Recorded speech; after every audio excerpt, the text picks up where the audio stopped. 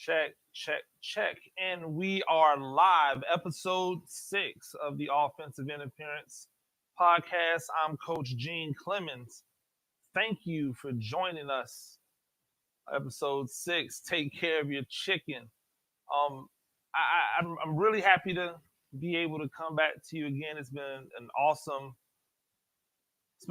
few weeks, probably since the last time I spoke to you guys on the pod.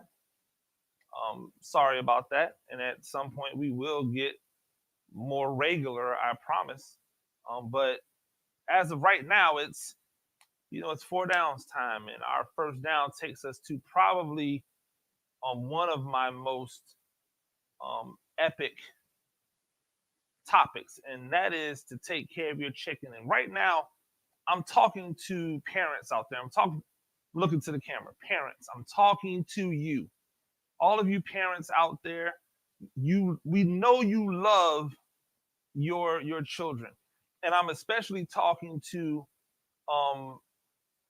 our parents of athletes, our parents of football players, basketball players, baseball, volleyball, soccer. I'm talking to you all because I wonder sometimes about whether or not you're taking care of your chicken.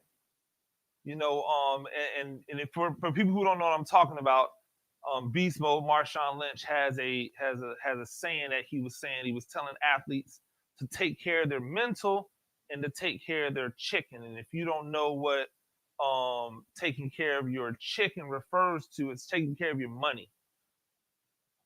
As a football coach, as somebody that's been on both sides of the aisle, as a high school coach, as a college coach, as somebody that is recruiting players to go to college, as someone who is, pushing players to college, as someone who's seen, people go through that process over and over and over again. I stopped and I started thinking, like, I know parents want the best for their children. And this whole thing about being able to, you got to spend money on your kid. If you got to help them chase their dreams.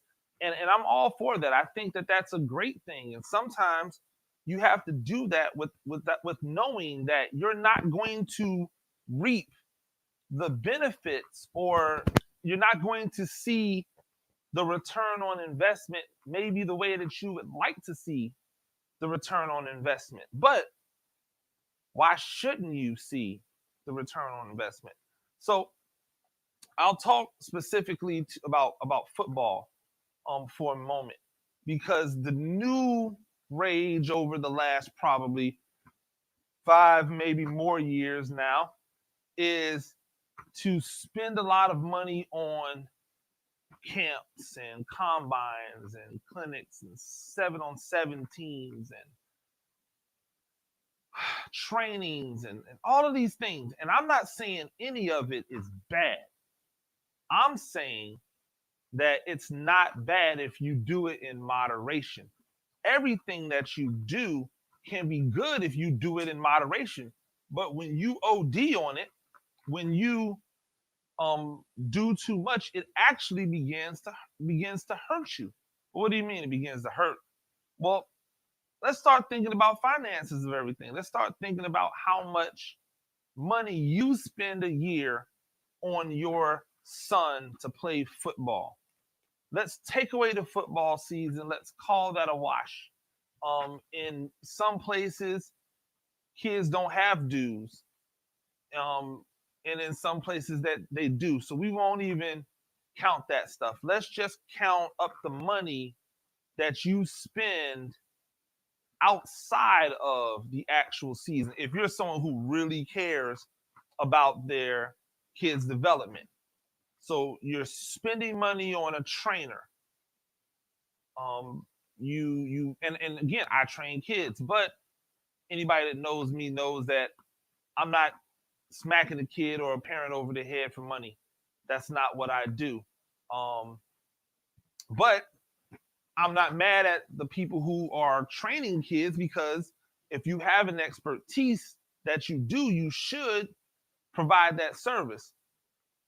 It's up to the parent to regulate how much is good and how much is just OD. And so you're training with the trainer all year round, and you're doing that. And so now you're spending, let's just say somewhere modestly in a year, modestly over an entire year. Let's say you spend $1,000 on athlete training. That's not a large number. If you actually break it down, you're talking about over 12 months. And if you see me looking down and pushing something, this is me typing on the calculator, so I can give you something close to accurate. $83 a month. Now, I know for a fact that many of you are spending way more than this, but let's just say it's $1,000 that you spend directly on training. Now, let's say you take your kid to a few clinics, combines, exposure camps. Let's say altogether you spend another $3,000. No, let's be conservative. Let's say you pay another $2,000 on exposure camps in a year. Now you have them play for a team, a 7-on-7 team, where you have to pay for them to get on the team and all the travel expenses and everything like that. Let's say that's another $2,000. So now you're up to $5,000 that you spent. This is conservatively, because again, we know hotels cost like a mofo. Food costs like a mofo. The equipment, some of the stuff that you have to buy for the kid off season means that you got to buy more pair of cleats than you would if you were just doing the football season where you only had one, maybe two pair of cleats to buy. So now you're buying more cleats, you're buying more gloves, you're buying more gear to wear, different colors, because the different teams have different colors, and your kid wants to be able to match every team's color, unless they have like a deal or something, but I digress. So let's just say $5,000 a year that you're spending on this, and you've been doing this, let's just say conservatively, you've been doing this ever since your kid was 12 years old, ever since you decided, okay, let's get serious about this. You're 12, right? And you do this the entire time that kid is in high school. So you're talking about $5,000 a year, 12. So you're going back to, let's say, middle school. So from the time they get into middle school, so we're talking 6th, 7th, and 8th grade. So for 7 years, you spend $5,000 a year just on stuff outside of the football season. That's $35,000 a year. I mean, excuse me, that's $35,000 that you've spent on your son to prepare to play the actual legitimate game that happens in one season, because you've decided, or your son decided, or your son's coach decided that they needed to be a year-round player. And excuse me for a second, because we seem to be down a camera. We'll see what's going on here. Be back with you in a second. Excuse the delay. I think my camera may have died on me, but to no worry, that's what they make power outlets for. So again, my apologies on that. Be right back with you. And we're back up. Look at that. We're back up. So the idea of, and I again apologize, but the idea of spending that $35,000 a year on I'm sorry, not a year, in those 7 years. Now, for some of you who've been doing this since your kid was, 10, 8, 6, Think about your numbers.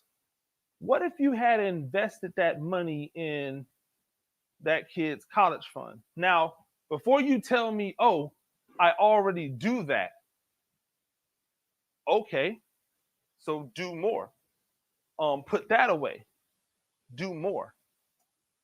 It's amazing what you could have done, because quiet as it's kept, once your kid gets to high school, they have an opportunity to participate in 7-on-7 with their high school team. They have an opportunity to get year-round development from their high school team. They have an opportunity to continue to work strength training, position training with their high school team. They get a chance to travel to camps and stuff. Those same camps that you go to individually, you could go to with your high school team. So we're looking at these things and we're going, oh, well, I've got to do this extra stuff. But what's the payoff? What's the return on investment? Have you spent this $35,000 a year for a student with a 2.4? Have you spent this $35,000, not a year, excuse me, this $35,000 over 7 years for a student with a 3.0? Did you spend this $35,000 a year with some type of understanding of what you're going to get in return?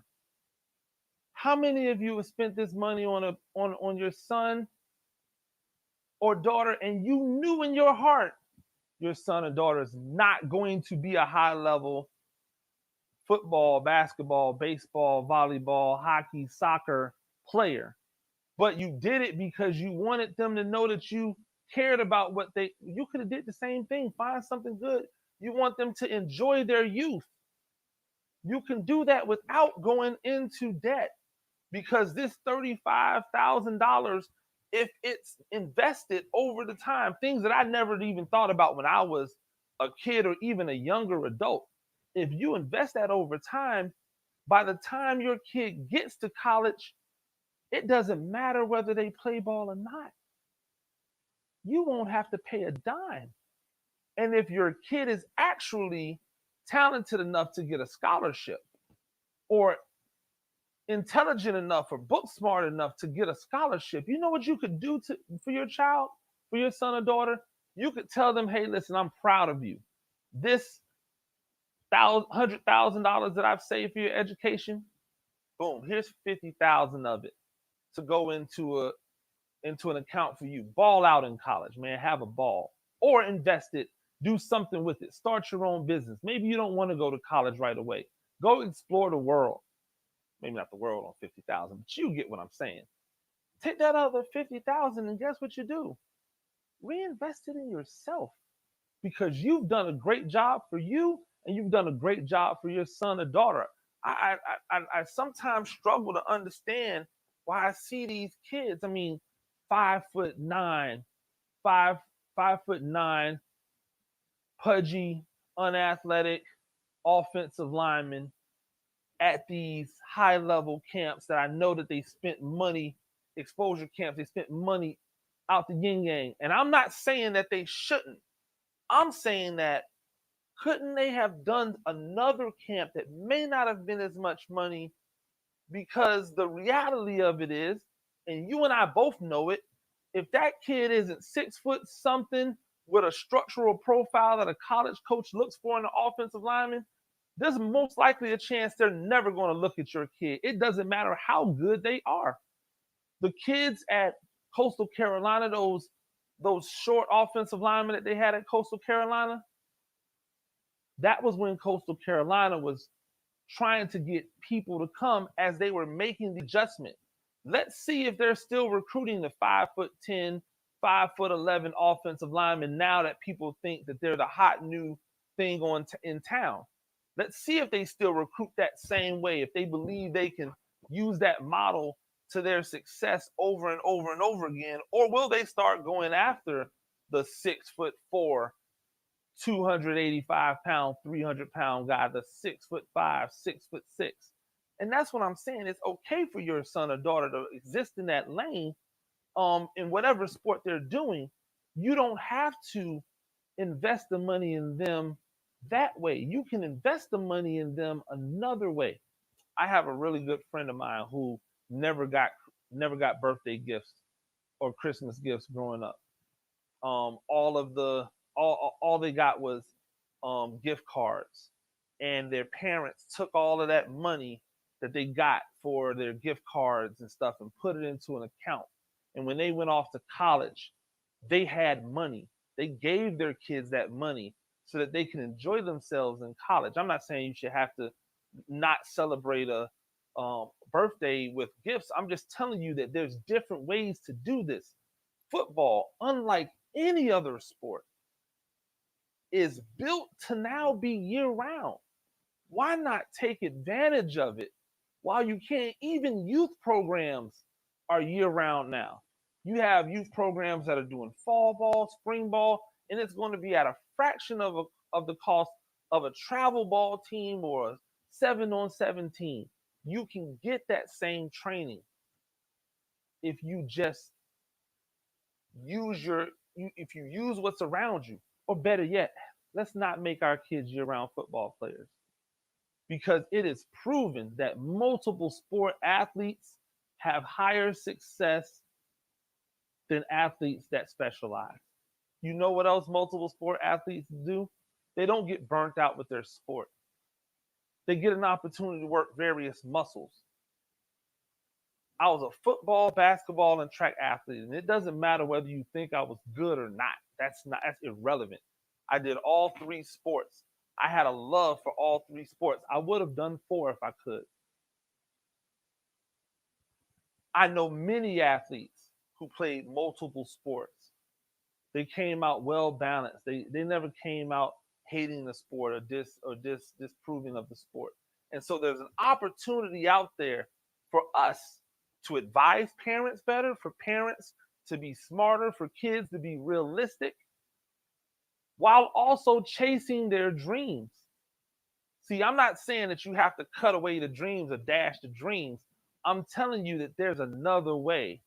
And if there's another way, let's take that other way, because I'm looking at $35,000. And I wish in my wildest dreams that my mom could have been able to stroke a check for me for $35,000 when I went to college. And I know there's many of you out there that wish your parents could have done it.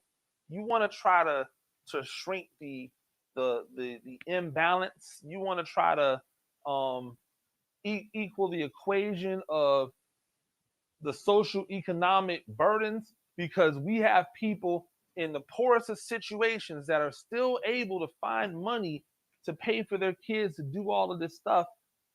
But when it comes time for college, everything is banking on the college scholarship. And as we've seen this year, what this year has exposed is that the college scholarship is going to be harder and harder to come by for the high school kid that's not the one percenter, because this transfer portal has changed the game, and people are using it to their advantages, both as athletes and especially as college coaches.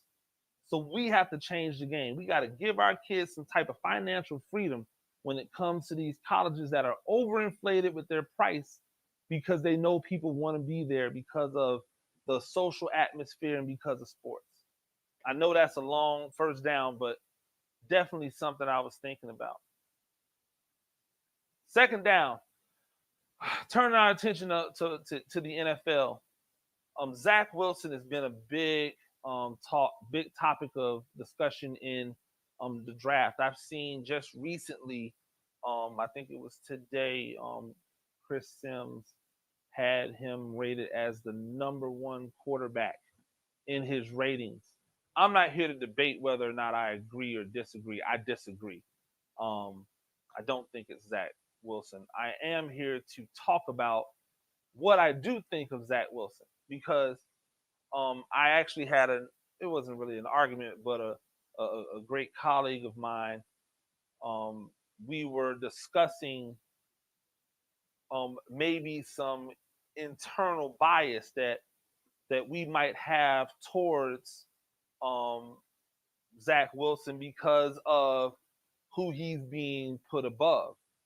The fact that Justin Fields, a black quarterback who has been phenomenal for 2 years, just gets leapfrogged by a guy who was, in my opinion, good this year, but not phenomenal, versus worse competition. And so I thought about that, and I went back and I said, "Am I being biased? Do I have a bias in place when it comes to Zach Wilson because of the way I feel about how black quarterbacks are treated in the NFL draft process?" My answer in my head was no. And here's why.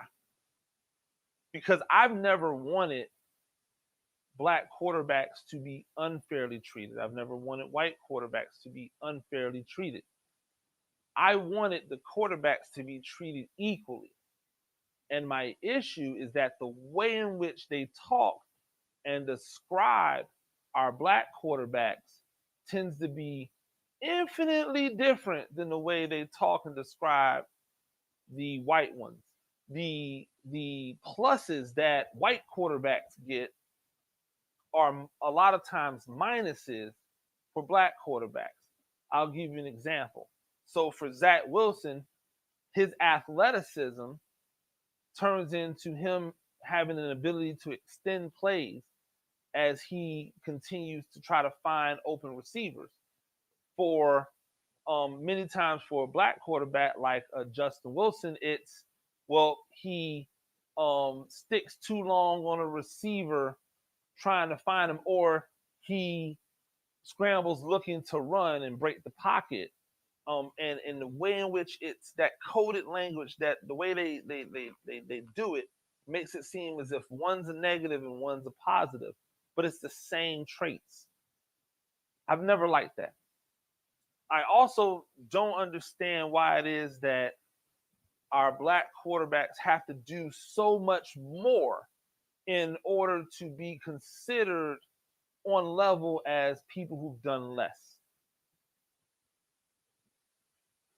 Zach Wilson was okay last year. He wasn't great. He was okay last year. He was good to great this year. I would say good. People say great. I won't argue them. I'll tell them to look at some games, but okay. But he was good. He was good to great this year. The thing that they point to Justin Fields on struggling with is stuff like when he played against Indiana, who was a really good team this year. Indiana was a quality bowl level team, like a not just a trash bowl, but a good bowl level team this year. They talk about how he struggled, but they never talk about the fact that he overcame those struggles. And they don't talk about the fact that Zach Wilson didn't overcome his struggle versus lesser competition. I think that if you switch the guys, BYU's undefeated, Ohio State has a loss, maybe two. Outside of the championship game, because nobody was beating Alabama this year. So from that standpoint, I go, well, then what are we talking about with Zach Wilson? Here's what I think. I believe that Zach Wilson is a star. He has everything that America looks for in a quarterback. He has that swagger similar to a lot of black quarterbacks. It's a good-looking dude. He comes from one of those wholesome like schools, like a BYU. Oh, that's a wholesome school. Everybody loves that all shucks boy. So, or that, humble boy, but with just a little bit of swagger about him. Yeah. I think Zach Wilson can be a star in the NFL. But that doesn't mean I think he's going to be great. That doesn't mean I think he's going to bring a championship to a team, because there have been a lot of quarterbacks who are stars, who are media darlings, that don't do a thing in the NFL. for as much as people like bag on him, and the many accolades that he's received, Lamar Jackson's not a star at the same level that Zach Wilson would be a star. Lamar Jackson isn't on a bunch of commercials. He's not a Baker Mayfield. But if people are being honest with themselves, he's had a better NFL career than Baker Mayfield has to this point. Baker Mayfield had a good rookie campaign. Lamar Jackson had a better one. Why? Well, he got his team into the playoffs. Oh, well, everybody keeps telling me wins matter for quarterbacks. He got his team into the playoffs. Baker Mayfield had his team interesting because they've been terrible. It wasn't like Lamar Jackson took over a terrible, moribund franchise. He took over a good franchise that had fallen on hard times and was going to keep going down, and he single-handedly elevated them to a playoff team. Whereas Baker Mayfield just took his team from being god-awful to, oh, they're not god-awful. And that was good enough for him to get every commercial in the world. And then the next year, he went out and stunk it up. And the next year, Lamar Jackson went out and became MVP of the league. And what did Lamar Jackson get for that? Nothing. Nothing. Cover of Madden. No, not a whole lot of endorsements. I didn't see him, in my television after every. My point is that it's okay. I'm not mad because I understand that being a star is different than being a good football player. Now, I'm not saying Baker Mayfield's a bad football player. I'm saying he's not Lamar Jackson. I don't care what you people say. You put Lamar Jackson in that offense they was running when that dude was bootlegging on every play and throwing a quick high-low read, quick get the ball out your hands. Trust me, Lamar Jackson could do that. If you don't think so, then go look at him in college when he's running an actual legitimate passing offense and he throws for 4,000 yards, or maybe not 4,000, but close to 4,000 yards, while he's also rushing 4,000 without run plays being caught for him.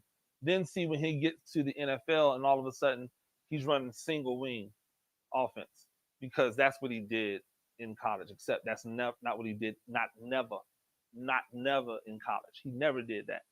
I think it's interesting to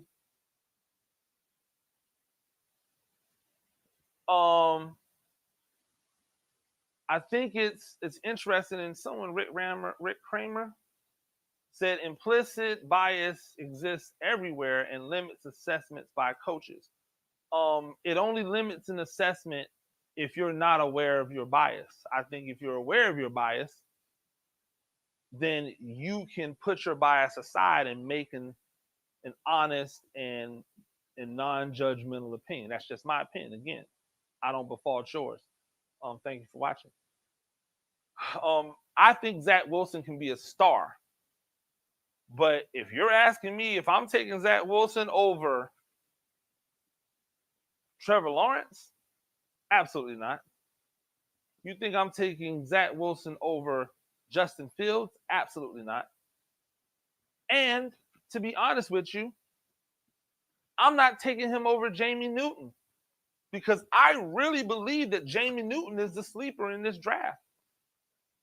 People are talking about Mac Jones, and I think Mac Jones has done a great job, but I don't really see much of a difference between Mac Jones and some of the other managers that they've had at the quarterback position for Alabama over the years. I don't think he's a game changer. So maybe he gets the opportunity that some of the other Alabama quarterbacks like A.J. McCarron never really got. Jim McElwain, not McElwain, I apologize to you, my guy. I thought you were fantastic at Alabama. But the opportunities that they never got, maybe he gets that opportunity, but I don't think he's special. I don't think he's somebody that's going to be the next great. If I'm wrong, I'm wrong. Definitely not sold on some of these other guys that they talk about. Kellen Mond, and I'll do a quarterback ranking later. But I think for me, right now, top two in no particular order is Justin Fields, Trevor Lawrence. My next guy is Jamie Newman. My guy after that is probably Zack Wilson. And now, if you told me, okay, now go back in and pick the one that you think could be the most popular, Zack Wilson's at the top. You know how I know? Because look around the NFL's quarterbacks. Some of the most popular quarterbacks are guys that fit that same Zack Wilson profile. And so I think there's an opportunity there for him to be a star. But I don't want that guy as my quarterback. Nah, I'm good. I'll take my chances at being wrong. And if I'm wrong, as always, if I'm wrong about a pick, hey, guess what? I was wrong. Unlike some of the other people who won't admit that they were wrong, they'll just say, oh, well, that person went to the perfect situation for them. No, ding-a-ling, you were wrong. Just say you were wrong. I thought Dak Prescott was going to be okay as an NFL quarterback. I didn't think he was going to be great. I was wrong. He's great. Dallas, pay that man this money. What are you doing? And so I think that Zack Wilson can be a star. I think you can market him extremely easy.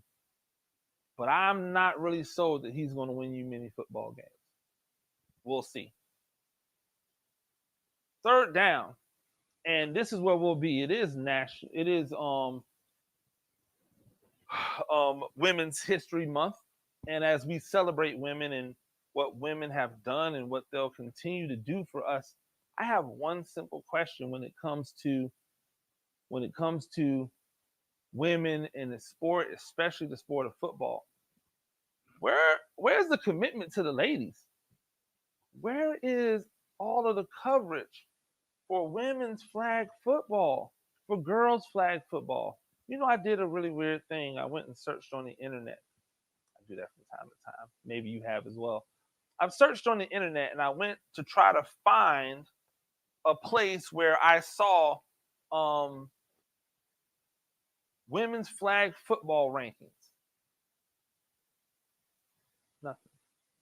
How about girls flag football individual player rankings? Who's the best girls flag football player in the country?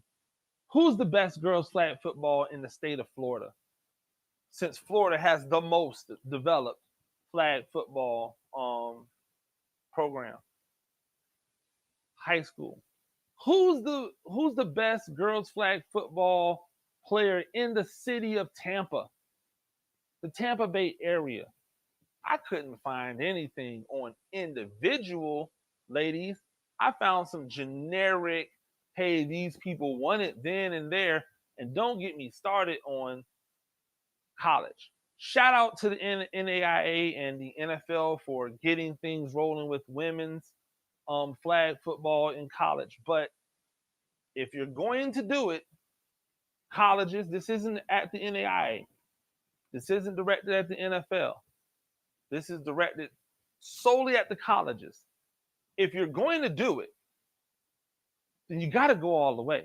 I went to some of these websites, these college websites, to try to look up information on teams and find information on players. I couldn't find stats for some of the games on some of the teams' websites. I couldn't find schedules. There wasn't even a link on a couple of the team sites. And I'm like, well, if you're not going to expose them, how do you ever grow? Did you just do it just to say you had it? Or do you really have a commitment to building up these women and giving them the opportunity that they really do deserve? They really deserve it. If you watch a girls flag football game and you tell me they're not out there giving out the same amount of effort that you see when you watch one of these like raucous, disrespectful, annoying, asshole boys 7-on-7 flag footballs or touch football or whatever it is, ultra aggressive tag football, they are giving more effort. They care more. They're a lot of times they're more technical. It's not just them going out there and being better athletes than other people. They're running plays the way they should be running. They take coaching. They care about it. They take pride in it. I was so I was so happy to watch as Georgia implemented their first season of women's flag football. And I was so disappointed to learn that the women's flag football season was wedged in a way that doesn't actually work for women to be able to participate to their fullest extent because it's wedged in between softball and basketball. And most of your girls, flag football players, are going to come from three sports. They're going to come from soccer, they're going to come from basketball, and they're going to come from volleyball. In Georgia, volleyball and softball, same season at the beginning of the year. Basketball right on the edge of it. So you want a young lady to go from volleyball, softball, into flag football, right into basketball, have 3 seasons wedged into 2? That's asinine. And even with that, I was excited. I wanted to have a team. I still want to have a team. And if I have my way next year, I will have a girls flag football team wherever it is that I'm coaching. If that's a possibility, I want to have it because these young ladies deserve all the avenues that the men get. They deserve all of those same avenues. I didn't say that they deserve the same wages. This isn't about money. They deserve the opportunity to perform and to have fun playing the game that we all fell in love with. Why can't a father and a daughter bond over football the same way a father and a son does? Why can't a mother and a daughter bond over flag football the same way that a father and a son has over years, or that a mother and a son has over years? They can. But we have to give them the opportunity, and then we have to provide the opportunity for the sport to grow. If we don't, it'll just die. That's been the problem with a lot of these women's professional football teams. They pop up, people go, "Oh, congratulations," and then they go back to doing whatever they're doing. Instead of investing in these programs, investing in these leagues. And I'm not saying it's always money. Sometimes it's time. Sometimes it's recognition. My platform isn't big, but here is my promise. I will take the initiative. I am trying to get in touch with somebody at the NAIA right now. I want to be able to broadcast, be in the broadcast booth, or be on the broadcast call for the championship games in the NAIA playoffs. If there's not somebody already signed up to do it, NAIA, hit me up. I'm here. I'll come and work. Just give me a hotel room. Give me a flight in the hotel room. I'll be there. Because I want to put my time and my effort where my mouth is. And that brings me into 4th down. Because I don't see it, and because I don't know when I might see it, I might as well take the initiative myself. So I have in front of me the first ever NAIA women's flag football rankings. These have been done by me based off of my research into the 15 teams in NAIA exploratory flag football this season. I'm going to go from number 5 to number 1. So, number 5, Warner University. Warner University is 2-2 right now. Their quarterback, Dakota Naples, she has 14 total touchdowns. I believe it's her number is 11 passing touchdowns and three rushing touchdowns for Dakota Naples. And by the way, a great name for someone who's living in the state of Florida, Dakota Naples. That's Warner University, 2-2. They're our number 5 team this week. The Offensive Interference NAIA Women's Flag Football Rankings. Number 4, St. Thomas University. Now, St. Thomas University is 2-2. So why are they number 4 and Warner number 3? Well, it's really simple. They beat Warner head to head. You win head to head, you get the tiebreaker in my book. So St. Thomas University beat Warner University 13-6. And because of that, they're both 2-2. They're going to get our nod as the number 4 team in the nation this week. Number 3, Ottawa University. Ottawa University is 2-0, and they have the most lopsided win of the season. So hold on to this. They beat Milligan University 84-0. And I'm not laughing at you, Milligan. There's going to be better days, but that wasn't a good day. And let's be real about it. We want to be equal. Fun gets made equally on both sides. 84-0. Listen to some of these stats that came out of this game. And by the way, shout out to Ottawa. Their sports information department, they're doing it right. Ottawa Sports Information Department, thumbs up to you. You're doing it right. 3 different quarterbacks had a touchdown pass. 2 of those 3 quarterbacks had a touchdown run. Madison Carrera, I believe she's probably the starting quarterback because she had not only 2 touchdown passes, but a touchdown run. Another 45 yards rushing on the ground. She was fantastic. 6 different wide receivers had a touchdown catch. 6 different wide receivers. But my player of the game in that game versus Milligan, Abby Brown. Check this stat line out. 11 tackles, 3 tackles for a loss, 1 sack, 2 interceptions, 4 pass breakups. She was all over the place. Literally, I'm pretty sure the quarterbacks and running backs and receivers for Milligan are still seeing her like in their sleep right now. Like right now. Ottawa's 2-0 on the season.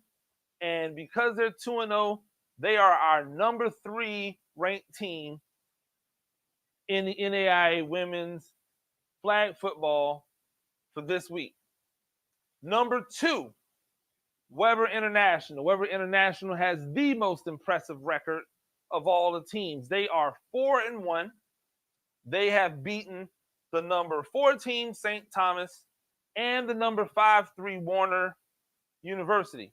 The impressive thing about them, besides their quarterback, Sierra Harris, who has 12 total touchdowns, 12 passing touchdowns, 2 rushing touchdowns, and only 2 interceptions in their 4 wins.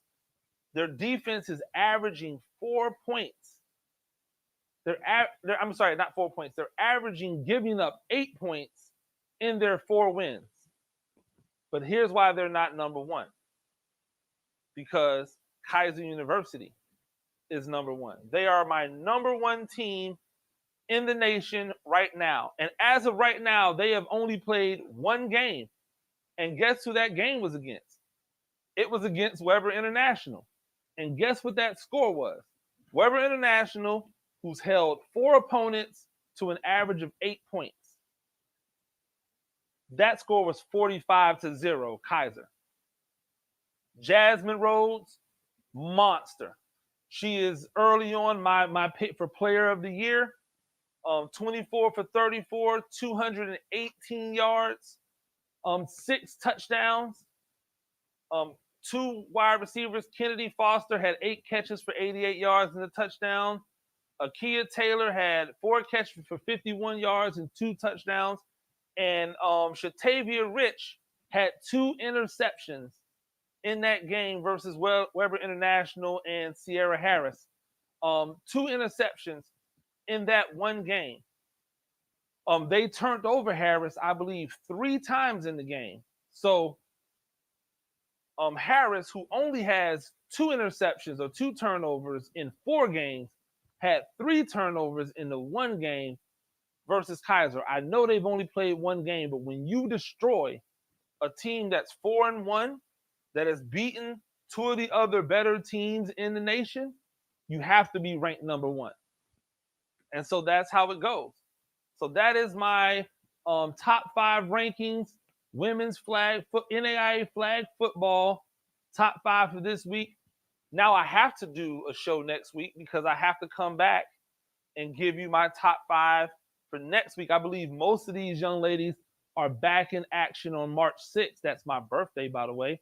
Shout out to the Pisces.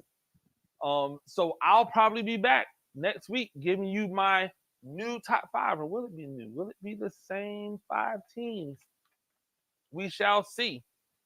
Happy Women's History Month. Be kind to everybody out there. And until next time, I've been Coach Gene Clemens. Y'all have a fantastic evening.